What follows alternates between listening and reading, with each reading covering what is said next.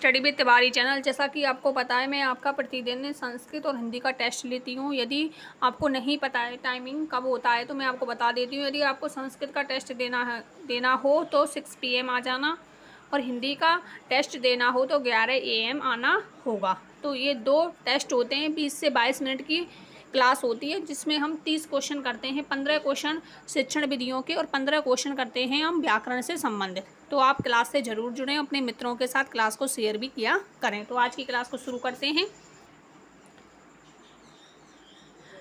इत्यपि इतस्य संधि यड सवर्ण दीर्घ गुड़ और अयादि। बताइए कौन सा होगा इसमें। सीधा का सीधा है, आपको पता है, ये दिख रहा है। और ये के या आगे यदि अर्ध स्वर हो, माफ़ करना, यदि अर्ध व्यंजन हो तो वहाँ पर 100% यड संधि होती है। तो इसका विग्रह किस प्रकार से होगा। इति धन अपि, इति धन अपि।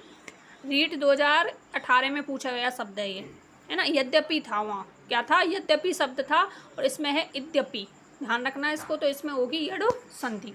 नेक्स्ट, प्रयाग है इतस्य प्रत्यय वर्तते। प्रयाग में कौन सा प्रत्यय है। इक्त, लुट, सानच और गह। बताइए कौन सा होगा इसमें। तो जितने भी साथी आप क्लास को देखते हैं वो कमेंट बॉक्स में अपना आंसर देते रहें, जिससे आपका मूल्यांकन होता रहे साथ की साथ कितने आपके सही हुए। तो बताइए, प्रयाग है इतस्य प्रत्यय वर्तते। प्रयाग में कौन सा प्रत्यय होगा। देखो, लुट में तो अन आता है, अन तो नहीं होगा। सानच में क्या आता है, आन मान आता है, तो ये भी नहीं होगा। अब इक्त, और अब आपको पता है ये पुल्लिंग शब्द है। कैसा शब्द है, पुल्लिंग। तो इक्त प्रत्यय नहीं होगा, गहे प्रत्यय होगा। किस प्रकार से होगा। प्र तो इसमें उपसर्ग है, और यज धातु है। कौन सी धातु है, यज धातु। जब घे प्रत्यय करते हैं तो जय का क्या हो जाता है, गे में कन्वर्ट हो जाती है, और आगे आती है ये प्रत्यय आएगा घे, तो इसमें ये आएगा। तो गे का क्या हो गया जाएगा, जय हो जाएगा, और ये इसमें मिल जाएगा तो बन जाएगा प्रयाग है। आई होप आपको समझ आ रहा हो। यदि आपसे पूछ लेता है इसमें कि धातु कौन सी होगी तो यज धातु होगी। नेक्स्ट, विशेषणम पदम ना वर्तते। विशेषण पद नहीं है। विशेषण तो आप जानते हो, जो विशेष की विशेषता बताए हुए विशेषण कहलाता है। प्रयाग नगरम पवित्रतमम पुण्यदम और मोक्षदम। बताइए कौन सा होगा इसमें राइट आंसर। तो थोड़ा मैं टाइम ले लेती हूँ, आप अपना आंसर देते रहें, क्योंकि सोचना भी पड़ता है कि क्या हो सकता है इसका राइट आंसर। देखो, पवित्र भी हो सकता है, पुण्य भी हो सकता है, मोक्ष भी हो सकता है। अब आपको पता है प्रयाग नगरम, प्रयाग किसी नगर का नाम है ना। तो नगर का नाम है तो वो विशेषण तो हो नहीं सकता। गुड़वा क्वालिटी तो होगी नहीं, क्वालिटी तो होगी नहीं, उसमें गुड़ तो होगा ही नहीं। तो ये तो एक प्रकार से क्या हो गई, व्यक्तिवाचक संज्ञा हो गई कि नहीं हो गई। और विशेषण क्या होते हैं, जो संज्ञा और सर्वनाम की विशेषता बताते हैं वही तो विशेषण होते हैं। माफ करना दोस्तों। तो प्रयाग नगरम, तो प्रयाग नगरम क्या होगा, विशेष्य। क्या होगा, विशेष्य, या आप इसे बोल सकते हो विशेष या संज्ञा शब्द। नेक्स्ट, गंगा यमुना हो इतस्य समास है। गंगा यमुना में कौन सा समास है। द्वंद्व समास, तत्पुरुष समास, कर्मधारय समास और बहुब्रीहि समास। बताइए कौन सा होगा, कौन सा होगा इसमें बताइए। गंगा और यमुना, 2 शब्द आ रहे हैं इसमें, गंगा और यमुना। तो तत्पुरुष में आता नहीं, और शब्द ना कर्मधारय में आता है ना बहुब्रीहि में। च का प्रयोग किसमें किया जाता है, द्वंद्व समास में। गंगा च यमुना च, तो द्वंद्व समास। नेक्स्ट, स्ततः है इतस्य प्रत्यय वर्तते। स्ततः है में कौन सा प्रत्यय है, त्रिच, तल, इक्त और मतुप। बताइए कौन सा होगा इसमें। सभी साथी अपना आंसर कमेंट बॉक्स में देते रहें, स्ततः, और क्लास को शेयर भी करते रहें अपने मित्रों के साथ। स्ततः, अब आपको पता है इसमें क्या होगा, सिंपल सा क्वेश्चन है ये, तो आप बता सकते हैं इसको। देखो, इसमें तल तो होगा नहीं, क्योंकि तले और मतुप प्रत्यय होते हैं वो शब्दों से लगते हैं। किससे लगते हैं बच्चों, शब्दों से लगते हैं, ना कि धातु से। तो ये तो दोनों कट गए देखते ही। और ट्रिच तो इसमें बिल्कुल होगा ही नहीं। कौन सा होगा, इक्त प्रत्यय। किससे बना है, स्ता धातु से। किससे बना है, स्ता धातु से। किससे बना है, स्ता धातु से। अब मैंने इसमें आपको श्लोक में इसलिए लेती हूँ जिसकी वजह से आप 6 से लेकर के जो 10 क्वेश्चन होते हैं, 6 से लेकर के जो 10 क्वेश्चन होते हैं उनको आप इसमें देख सको, क्योंकि श्लोक के आधार पर आपको पता है इसमें से आप धातु समझ सकते हो, विभक्ति समझ सकते हो और कौन सा छंद होगा इसमें। तो छंद देख लेते हैं, क्वेश्चन जैसे ही छंद का आएगा तो हम उसको कर लेंगे। चलो पढ़ लेते हैं कौन सा छंद है। अस्मिन् श्लोके छंदः वर्तते शार्दूल विकृतम मालिनी बंतस और बसंत तिलका। बताइए कौन सा होगा इसमें, देख लेते हैं। 1 2 3 4 5 6 7 8 9 10 11 12 13 14 15 16 17 18 19। तो 12 और 7, 12 और 7। तो 12 और 7 किस में आते हैं, आपको पता है शार्दूल विकृतम छंद में आते हैं। तो 12 और 7 पर यति हो रही है, तो कौन सा होगा इसमें, शार्दूल विक्रीडितम, फर्स्ट विकल्प। नेक्स्ट, अराड्यो कसे इत्यस्मने पदे के विभक्ति किम वचनम च। अराड्यो कसे इत्यस्मने पदे के विभक्ति किम वचनम च। षष्ठी विभक्ति एक वचन, द्वितीय विभक्ति एक वचन, प्रथमा विभक्ति एक वचन और द्वितीय विभक्ति बहुवचन। तो देखो ये क्वेश्चन ऐसा है, इसमें यदि संधि पूछी जाती तो कौन सी हो जाती, गुण संधि हो जाती। अराड धने उकस है, अराड धने उकस है, तो कौन सी हो जाती, अराड धने ओकस है, माफ करना, अराड धने ओकस है, कौन सी संधि हो जाती, वृद्धि संधि। अब इसमें तो विभक्ति पूछी, अब किसने पढ़े अराड्यो ओकस का किसने पढ़ा है विभक्ति, किसने नहीं पढ़े इसके शब्द रूप। तो आइए पैराग्राफ की तरफ चलते हैं। अब इसमें कहाँ आया है अराडो ओकसम, देखो इस पर देखो, स्नेहा अराडम ओकस है, स्नेहा अराडम ओकस है। तो इस वाक्य में देखो अब वैकल्प है मम, मम तो आपने पढ़ा ही होगा। मम, मम किस में आता है, आपने मम किस में आता है, अहम, आप उसके रूप पढ़े होंगे आपने युष्मत के, किसके रूप, युष्मत के रूप में षष्ठी विभक्ति एक वचन में मम शब्द आता है। देखो मैं आपको बताना चाहूँगी, मैं साथ के साथ आपके लिए विभक्ति वाला को ये रहा, इसमें तो ये अहम का है, तुम का है, कोई बात नहीं कल ले आऊँगी। तो इसमें होगा षष्ठी विभक्ति एक वचन, ठीक है। अहम की जो षष्ठी विभक्ति बनती है वो बनती है मम, और मम से आप इसको निकाल सकते हो। तो इसमें कौन सा होगा, षष्ठी विभक्ति एक वचन। इस प्रकार से आप देख सकते हो। स्नाद है इतस्य प्रत्यय वर्तते, स्नाद है में कौन सा प्रत्यय होगा, इक्त है, लुट है, सानच और घह प्रत्यय। बताइए कौन सा होगा इसमें, सिंपल है, वेरी सिंपल। देखो लुट तो होगा नहीं, अनम मान आन नहीं होगा।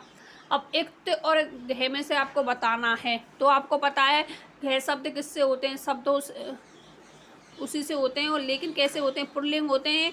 और पुल्लिंग में कौन सी विभक्ति है, पंचमा विभक्ति है। कौन सी विभक्ति है, पंचमी विभक्ति। स्नेह में जब घह प्रत्यय होगा तो बनेगा स्नेह। यदि आपसे धातु पूछी जाए तो इसमें होगी स्नेह, इस प्रकार की धातु होगी स्नेह।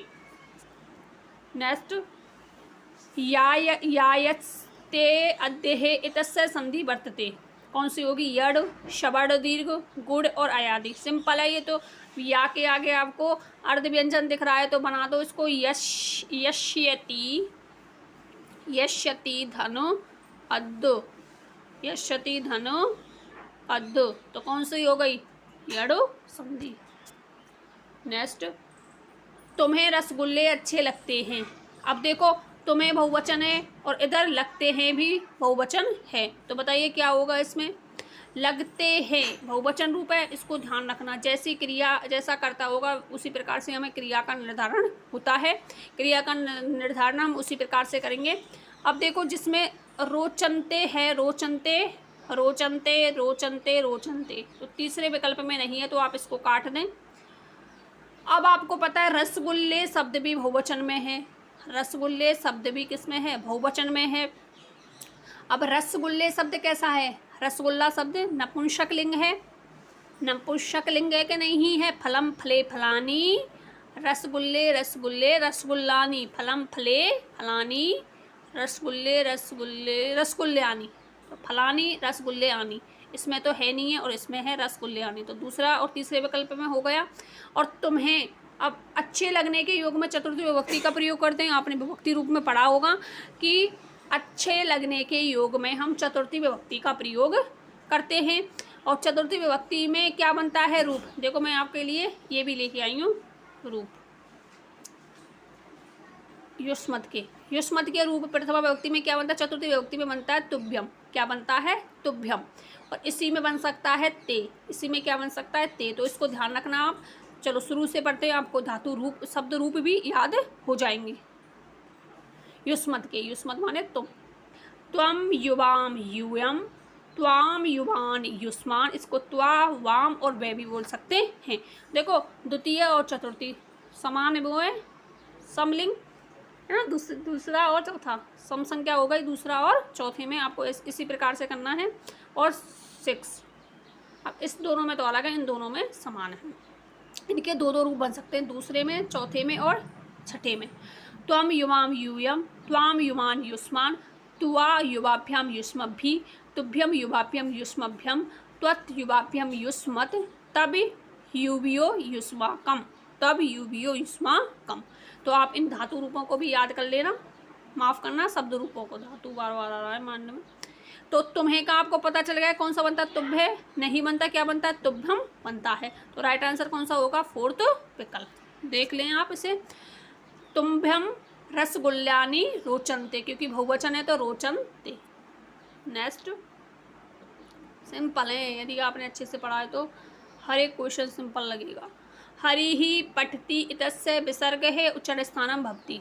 अब आपको पता है वैसे नॉर्मली आता है तो विसर्ग का उच्चारण स्थान क्या होता है? कंठ होता है। लेकिन जब इसमें किसी शब्द में लास्ट का जो शब्द होता है उसमें जो मात्रा लगती है उसी के अनुसार हम विसर्ग का निर्धारण करेंगे। अब हरि में मात्रा किसकी है? ई की मात्रा, ई के बाद विसर्ग आया है तो अब निर्धारण इस विसर्ग से नहीं होगा, किससे होगा? ई से होगा। अब ई का किस में होता है? इच्चु, ऐसा नाम तालु, किससे होगा? तालु से। साधु वाक्यम चुनित, साधु वाक्य चुनिए। शिष्य आचारम क्षमायाचते, शिष्य आचार्यात क्षमायाचते, शिष्य आचार्य क्षमायाचते और शिष्य आचार्येण क्षमा याचते। बताइए कौन सा होगा इसमें? अब आपको पता है याच धातु के योग में द्वितीय विभक्ति का प्रयोग होता है। आपने द्विकर्मक 16 द्विकर्मक धातु पढ़ी होंगी, उसमें से हर बार क्वेश्चन आता है, आप रट लो इनको। तो द्विकर्मक धातुएं हैं 16, उनको याच धातु के योग में द्वितीय विभक्ति का प्रयोग होता है। तो द्वितीय किस किस में? इसमें तो पंचमी है, इसमें प्रथमा है, इसमें षष्ठी है, सप्तमी है, तो ये तो कटी गई है। तो कौन सा होगा? फर्स्ट विकल्प, शिष्य आचारम क्षमा याचते। नेक्स्ट एक सूक्ति का क्वेश्चन निश्चित है। शौय देशे पूजते विद्वान सर्वत्र पूजते, राजा मित्र शत्रु और भाषा। राजा, मित्र, शत्रु और भाषा। बताइए कौन सा होगा इसमें? स्वदेशे पूजते राजा, विद्वान सर्वत्र पूजते। तो आपको राजा नहीं बनना है, क्या बनना है? विद्वान बनना है, इसलिए आपकी पूजा सभी जगह हो। विद्वान सर्वत्र पूजते। बालकेन दुग्धम पियते अस्य कर्तरी वाच्य किम रूपम। अब तक जितनी क्लास हो गई उसमें मैंने आपको कर्तरी वाच्य से कर्म वाच्य में बनाया था आपने। अब इसमें क्या करना है? आपको कर्तरी वाच्य दिया, इसमें कर्म वाच्य दिया गया है। 3 1 1 1 1 1 दिया है और आपको बनाना किसमें है? ये कर्तरी वाच्य में। तो 121 में परिवर्तन करना है। और बार हम क्या करते थे? 1 से 21 को हम 3 1 1 में परिवर्तित करते थे। अब उल्टा कर दिया मैंने इसमें, तो मिलाइए। बालकेन है तो बालकेन की प्रथम विभक्ति लगाइए इसमें। बालक है, बालक है, बालक है, बालकेन तो तृतीय बनता है, तो कट गया। अब आपको पता है दुग्ध शब्द कैसा है? नपुंसक लिंग होता है। फलम फले फलानी, फलम फले फलानी समान रूप चलते हैं, चाहे द्वितीय विभक्ति हो चाहे प्रथमा विभक्ति हो। तो दुग्धम और दुग्धम दो ऑप्शन में, तो ये ऑप्शन कट गया। अब बताइए इसमें कौन सा होगा? अब एक, इसमें विभक्ति तृतीया के अकॉर्डिंग थी और इसमें विभक्ति किसके अकॉर्डिंग आएगी? प्रथमा के अकॉर्डिंग। माफ करना, इसमें जो विभक्ति थी वो कर्म के अकॉर्डिंग थी, इसमें कर्ता के अकॉर्डिंग आएगी। तो बताइए कौन सा होगा? पीएते, पीने के योग में पाती तो नहीं होता, क्या होता है? पिबती। तो राइट आंसर कौन सा होगा? तीसरा विकल्प। अब व्याकरण शिक्षण विधियों के क्वेश्चन पढ़ते हैं। मानवस्य प्रथम शिक्षा प्रतिष्ठानम वर्तते। परिवार है, समाज है, ग्राम है, प्राथमिक विद्यालय। बताइए कौन सा होगा इसमें? सभी साथी कमेंट बॉक्स में अपना आंसर देते रहें।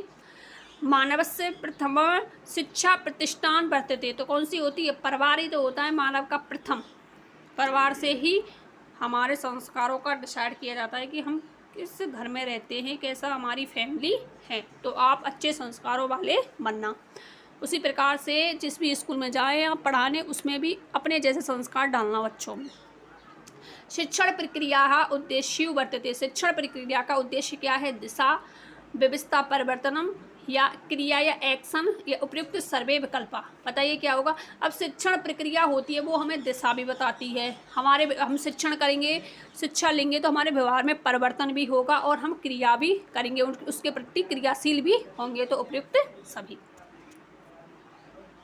अभिव्यक्ति संबंधित मूर्त कौशल वर्तते, अभिव्यक्ति से संबंधित मूर्त कौशल कौन सा है? अभिव्यक्ति संबंधित मूर्त कौशल मैंने आपको कल भी बताया था। मूर्त बताना है आपको, कैसा बताना है? मूर्त। लेखनम और पठनम ये दोनों होते हैं मूर्त। ओके। श्रवणम और भाषणम ये होते हैं अमूर्त। ये कैसे होते हैं? अमूर्त। और ये दोनों होते हैं मूर्त, इनको ध्यान रखना।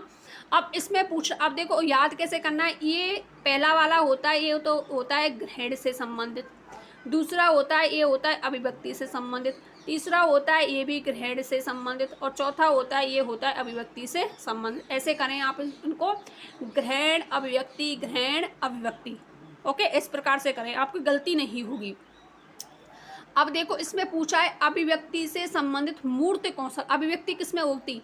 अब मूर्त तो आपको पता है लेखन और पठनम दोनों हैं, दो हैं, ये दो तो है ही नहीं, है ना, मूर्त में। ये तो अमूर्त में जाएंगे दोनों। अब आपको पता है इसमें लिखा है अभिव्यक्ति, तो इसमें तो ग्रहण है और इसमें अभिव्यक्ति है, तो कौन सा होगा? पठनम। कौन सा होगा? माफ करना, ये गलत हो गया, ये उल्टा है ना इसमें, इसलिए। तो ये तो होगा ग्रहण अभिव्यक्ति, फिर ग्रहण और अभिव्यक्ति, क्योंकि आपको पता है तीसरे पे पठनम आता है और फोर्थ पर आता है लेखनम, इसलिए गड़बड़ हो गई इसमें, क्योंकि क्रम से पढ़ते हैं ना इसलिए। तो अभिव्यक्ति से संबंध मूर्त कौशल कौन सा है? तो अभिव्यक्ति किसमें होती है? अभिव्यक्ति किसमें होती है? लेखनम। उसमें होती है लेखनम। मस्तिष्क यंत्रस्य अपर नाम किम? दूरदर्शन, ध्वनि वंचिका, भाषा वंचिका व संगणकम। बताइए कौन सा होगा? मस्तिष्क यंत्र कौन सा होता है? संगणकम। इसे ही आप कंप्यूटर बोल सकते हो। क्या है ये? कंप्यूटर। कृषक है कृषि कार्य समय गीति रूपेण स्वभाषां प्रकटयति इति सिद्धांत वर्तते, कि कोई कृषक है, कोई किसान है, वो कृषि कार्य करते समय गीत रूपेण स्वभाषा को प्रकट, अपने गीत के माध्यम से अपनी भाषा को प्रकट कर रहा है, मतलब कोई भजन या कुछ गा रहा होगा। भावनात्मक अभिव्यक्ति सिद्धांते, मौखिक प्रवचने, सक्रियता सिद्धांते या स्वतंत्रता सिद्धांते। बताइए कौन सा होगा? एक कृषक कृषि कार्य करते समय गीत को गुनगुना रहा है अपनी भाषा में, तो उसको किस सिद्धांत के अंतर्गत रखोगे? क्या होता है कभी कभी किसी आर्थिक अभाव में भी हमारी जो प्रतिमाएँ होती हैं वो दब जाती हैं, या किसी कारणवश कोई सिंगर बनना चाहता हो लेकिन उसके पास इतना पैसा नहीं है जो वो जा नहीं सकता मंच तक, तो कभी कभी ऐसा होता है। अब वो क्या करे, अपने मन को संतुष्ट करने के लिए जो भी काम करता है उसमें गुनगुना लेता है, उसी से वो अपने मन को संतुष्ट कर लेता है। तो इसका मतलब क्या है? उसके भावात्मक जो उसके भाव थे वो प्रकट हो रहे हैं, बाहर निकल के आ रहे हैं कि उसके अंदर क्या चल रहा है। भावात्मक अभिव्यक्ति हो रही है। कैसी अभिव्यक्ति? भावात्मक अभिव्यक्ति। नेक्स्ट, यांत्रिक लिपि परीक्षणम वर्तते। यांत्रिक लिपि परीक्षण बताना है आपको। शलाका परीक्षा, टंकणन परीक्षा, भाषण परीक्षा और अशुभाषण। यदि आपको इसका रूप नहीं आता, आपको पता नहीं है कि ये क्या होता है, लेकिन इसका इंग्लिश वर्जन देख सकते हो, इंग्लिश वर्जन से आपको समझ में आ सकता है दोस्तों। इसका इंग्लिश वर्जन होता है टाइपिंग। क्या बोल सकते हैं इसको? टाइपिंग होता है, तो टाइपिंग से आप कर सकते हो इसको, टाइपिंग। अब आपको पता है शलाका, भाषण और आशुभाषण, ये तो क्या होते हैं? मौखिक अभिव्यक्ति से संबंधित होते हैं। लेकिन टाइपिंग आपको पता है, टाइपिंग आप किसी मशीन पे करोगे तो लिख के की तो करोगे हिंदी या इंग्लिश में, तो वो होते हैं टंगणन या टाइपिंग से संबंधित परीक्षण। असत्य कथन वर्तते, इसमें से असत्य कौन सा है? तो आप देख लीजिएगा, मैंने इसको हटा दिया है। निबंधात्मक परीक्षासु कर्तव्य निष्ठता वैविध्य च भक्ति वस्तुनिष्ठ परीक्षेषु कर्मनिष्ठता, कर्मनिष्ठता को आप वस्तुनिष्ठता भी बोल सकते हो। विश्वसनीयता च भवति। मौखिक परीक्षासु पूरक प्रतिपूरक प्रश्ने भवन्तु और प्रत्यभिज्ञान निबंधात्मक प्रश्न है भवति। बताइए कौन सा हो सकता है इसका राइट आंसर? वेरी सिंपल है, एक अक्षर से पहचान लो आप। प्रत्यभिज्ञान और निबंधात्मक होते हैं कि वस्तुनिष्ठ होते हैं। प्रत्यभिज्ञान और प्रत्यास्मरण जो प्रकार हैं वो निबंधात्मक के होते हैं या वस्तुनिष्ठ के होते हैं? किसके होते हैं? वस्तुनिष्ठ के। तो ये इसमें असत्य पूछा तो यही गलत हो गया। बाकी तीनों विकल्प सही हैं, इनको भी समझा देती हूँ। मौखिक परीक्षासु पूरक प्रतिपूरक प्रश्न भवतु, सही है। मौखिक परीक्षा में पूरक और प्रतिपूरक प्रश्न, जैसे साक्षात्कार है, ये मौखिक ही तो होता है। आपको सामने वाला आपसे पूछेगा तो आप उसके उत्तर में रिप्लाई करोगे कि नहीं करोगे? तो यही तो हुआ पूरक प्रतिपूरक। वस्तुनिष्ठ परीक्षा है कर्मनिष्ठता और विश्वसनीयता। अब कर्मनिष्ठता का मतलब क्या है? यहाँ पर वस्तुनिष्ठता से और विश्वसनीय भी होते हैं, बिल्कुल सही है। निबंधात्मक परीक्षा से कर्तनिष्ठता, कर्ते का मतलब है व्यक्तिपरकता, सब्जेक्टिविटी, है ना। किसी अब आपने निबंधात्मक निबंध लिख दिया तो वो टीचर के ऊपर डिपेंड करेगा वो इसमें कितने नंबर देगा। तो वो कर्तनिष्ठ होते हैं, कर्तानिष्ठ होते हैं। नेक्स्ट, मूल्यांकन से कस्य गुणे नास्ति पूछा है, नास्ति। अध्यापक केंद्रित, अनवरत प्रक्रिया, विश्वसनीयता, न्याय संगत। बताइए कौन सा होगा? सिंपल है, अध्यापक केंद्रित थोड़ी होगा। मूल्यांकन कैसा होगा? बालक केंद्रित। व्याकरण अनुवाद विधि प्रवर्तक है किम? सिंपल सा है ये, doctor Radhakrishna, doctor Ramakrishna Gopal Bhandarkar, Freud और प्रोफेसर बीबी बोकिल। तो कौन सा होगा? डॉक्टर रामकृष्ण गोपाल भंडारकर। उपचारात्मक शिक्षण से कर्तुं शक्यते।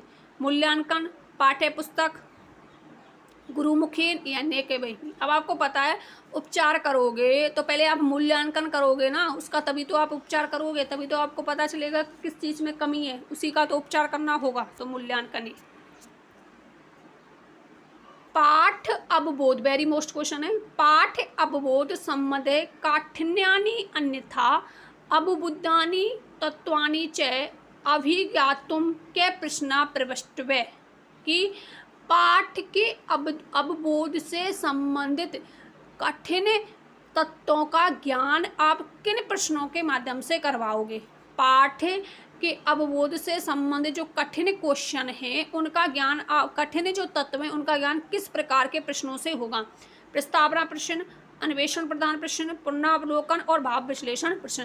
प्रस्तावना में तो होता नहीं है ना पुनरावलोकन में। अब आपको कन्फ्यूजन इन दो विकल्पों में हो रहा होगा, तो बताइए कौन सा होगा?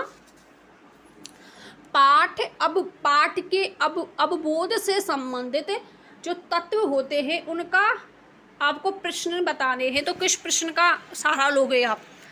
अन्वेषण प्रधान प्रश्न या भाव विश्लेषण प्रश्न? अब आपको पता है गाइस, अन्वेषण में तो किसी चीज़ को खोजा जाता है, अन्वेषण किया जाता है, उसको खोजा जाता है, ह्यूरिस्टिक मेथड, इसको खोजा जाता है। तो खोज तो इसमें नहीं है। अब पाठ का अवबोध कराना है, पाठ को पढ़ाने के बाद कौन से होते हैं? भाव विश्लेषणात्मक प्रश्न। ध्यान रखना इसको, अन्वेषण मत कर देना इसमें, क्योंकि अन्वेषण में तत्वों को खोजा जाता है। इसमें सिर्फ पूछा है प्रश्न कौन से होंगे अब पाठ के अवबोध से संबंधित, तो भाव विश्लेषणात्मक प्रश्न। पद्य पाठ योजना कीदृशा प्रश्न न भवति। पद्य पाठ की योजना में कैसे प्रश्न नहीं होते? पद्य का मतलब समझ रहे हो आप? काव्य खंड, मतलब गीत वगैरह, है ना, कविता पाठ, कविता वगैरह। सौंदर्य अनुभूति, केंद्रीय भावस, भाव शब्द भाव मिलेगा, सौंदर्य होगा। और तुलनात्मक प्रश्न मतलब एक दोहे को हम दूसरे दोहे से तो भी तुलना कर सकता है कवि, टीचर एक कवि के दोहे को दूसरे कवि से। तो ये होते हैं विचार विश्लेषण, किसमें होते हैं? गद्य में। किसमें होते हैं? गद्य में। नेक्स्ट, व्याकरण से नियमनाम आवृत्तो विधि वर्तते। आवृत्तों पर ध्यान देना आपको, ठीक है। नियम से कहीं आप सूत्र पे चले जाएं तो गलत हो जाएगा। आवृत्तो पूछा है तो इसमें कौन सा होगा? पारायण विधि। नेक्स्ट, गद्य शिक्षण से विधि नास्ति। गद्य शिक्षण की विधि नहीं है। उद्बोधन विधि, प्रवचन विधि, स्पष्टीकरण विधि और टीका विधि। तो गद्य शिक्षण की अपनी कोई विधि नहीं होती, काठिन्य निवारण की विधियाँ बोलते हैं इसको। तो ये तीनों तो हैं लेकिन ये टीका विधि नहीं होती। ये किसकी होती है? पद्य शिक्षण। लास्ट क्वेश्चन, ये तो आप इसमें कर लेना, ये तो गलत है। तीसरा, चौथा, पांचवा और छठा, है ना। तो काव्येषु गुणा संति, काव्य के कितने गुण होते हैं? 3 गुण, ओज, प्रसाद और माधुर्य गुण। तो गाइज ये थे 30 क्वेश्चन। तो अपना अपना फीडबैक कमेंट बॉक्स में ज़रूर दिया करें और दोस्तों के साथ क्लास को ज़रूर शेयर करें कि आपको ये क्लास कैसी लगी। मिलते हैं इसी प्रकार के अगले महत्वपूर्ण टेस्ट के साथ। तब तक आप अपना ध्यान रखिएगा। Bye bye, take care all of you. जय हिंद, जय भारत।